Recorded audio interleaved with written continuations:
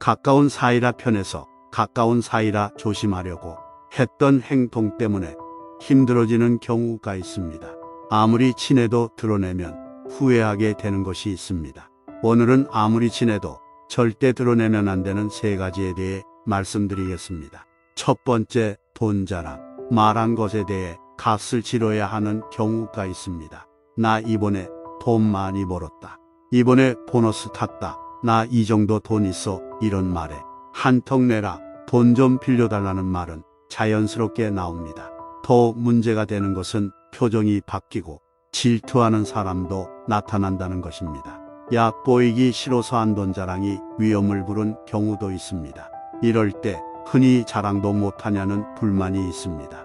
자랑도 마음껏 못하는 세상과 인간관계가 답답하게 느껴질 수 있습니다. 하지만 인간의 본성과 상대방 입장을 고려해 본다면 돈 자랑을 하는 것이 위험을 불러일으키기 쉽고 그 위험이 크다는 것을 알게 될 수 있습니다. 자랑은 남에게 말해서 문제가 생깁니다. 혼자 속으로 자랑하면 되지. 굳이 사람들 앞에서 얘기를 꺼내는 이유가 뭘까요? 자랑을 일종의 과시욕이라고 하는 이유가 여기에 있습니다. 들어봐주는 사람, 봐주는 사람이 없으면 소용없기 때문입니다. 말했으니 말한 값을 치르게 되고 들어준 대가도 치러야 합니다. 돈 빌려달라는 사람이 많아지는 것은 자연스러운 현상입니다. 여유가 없는 사람보다 여유가 좀 있는 사람에게 돈 부탁하는 것은 자연스럽습니다. 자신이 이런 정보를 줬으니 상대는 기회를 활용하는 것뿐입니다. 친척 생일, 경조사 등에서 얼마의 돈을 낼지를 기대하는 사람도 있습니다. 기대에 못 미치면 그만큼 좋지 않은 평이 나옵니다. 소문이 퍼져 더 많은 사람에게서 연락이 올 수 있습니다. 그동안 연락이 뜸했던 친척이 찾아오기도 합니다. 공개석상이나 온라인에서 수익 인증을 하면 도움을 요청하는 생면부지의 사람들의 연락도 자주 받게 됩니다. 돈 자랑하는 사람 중에는 자랑하고 싶은 마음에 어쩌다 한 번 잘 번 것을 이야기할 때가 있는데 듣고 있는 사람은 그 금액을 최대가 아닌 최저로 받아들입니다. 없다고 해도 더 있겠지라는 생각으로 계속 두드려 봅니다. 그래서 현명한 사람들은 돈 자랑을 하지 않습니다.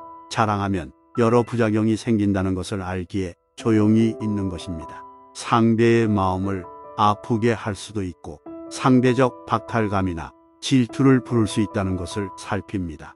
기쁨을 나누기도 힘들다는 생각에 친구나 인생이 덧없다는 생각이 들기도 합니다. 하지만 친구가 잘 되면 기뻐해주는 친구도 있습니다. 물질적으로 친구 관계를 판단하지 않고 정신적인 관계로 대하는 친구가 바로 그런 친구입니다. 친구가 잘 됐다는 말에 같이 기뻐해주는 사람이 진짜 친구라지만 그동안 처신이 좋지 않았던 사람에게는 좋은 반응이 없겠지요. 먼저 자신이 그동안 성숙하게 행동해 왔는지부터 살펴봐야 합니다. 자랑할 때 상대방의 입장을 생각하는 것이 부족하다면 문제가 생깁니다. 돈 벌었다고 자랑할 때 힘들어진 사람도 있을 수 있습니다. 이런 부분을 파악한 후 자랑하는 것이 좋습니다. 파악하지 못했다면 겸손하게 말을 꺼내는 것이 좋습니다. 들뜨는 것은 모두가 같이 기뻐할 수 있는 상황일 때에도 늦지 않습니다. 기쁜 일이 있을 때는 나보다 상대를 생각하는 것이 좋습니다. 그 사람을 배려하는 것은 당연한 일입니다. 배려하기 싫다면 부작용을 감내하거나 사람 없이 하면 됩니다. 질투에 미리 대비하는 지혜로운 사람도 있습니다. 아무리 친해도 조심할 건 조심하는 사람입니다. 이들은 질투는 인간의 자연스러운 감정이란 걸 받아들입니다. 인생이나 인간관계가 허탈하다며 힘들어하기보다 이해로 이를 극복합니다. 두 번째, 친구를 영업 대상으로 대하는 태도. 진짜 친구가 없다며 한탄하지만 정작 나는 진짜 친구를 만드는 노력을 하고 있는지 생각해 볼 필요가 있습니다. 진짜 친구가 아니면 친구는 없다고 생각하는 것은 실수입니다. 가깝지 않아도 좋은 친구가 될 수 있습니다. 그런데 이런 친구를 놓치는 실수를 하는 경우가 있습니다.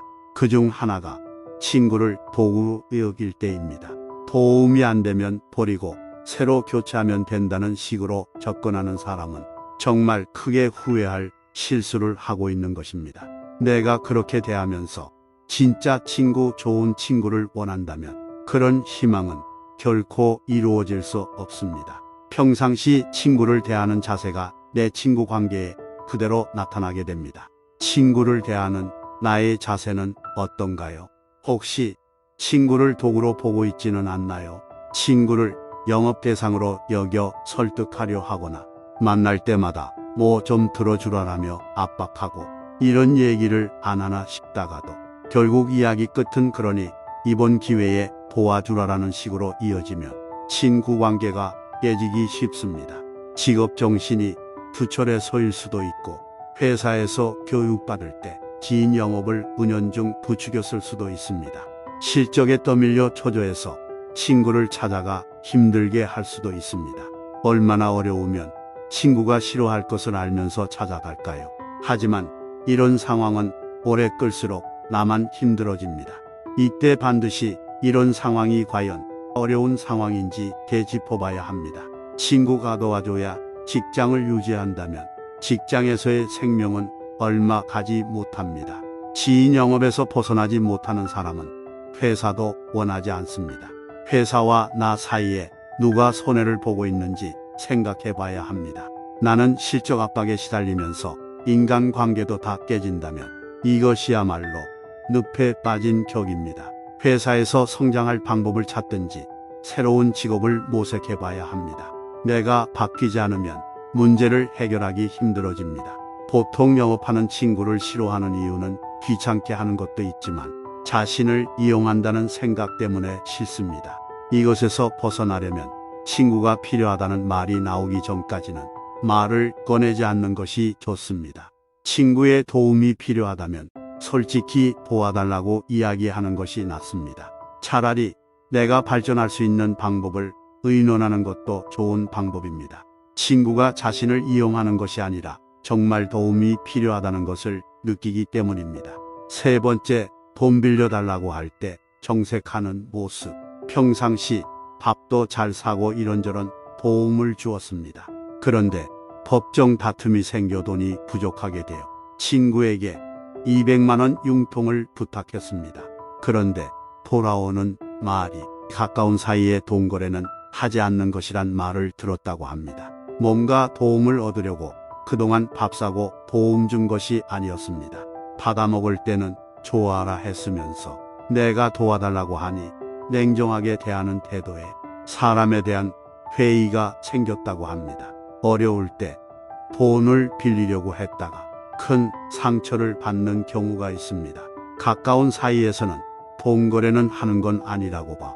친구를 잃고 싶지 않아서 돈 거래는 꺼려져. 돈은 은행에서 빌리는 거야 라는 말을 듣는다면 어떨까요? 서운할 것입니다. 이런 말로 친구를 잃게 됩니다.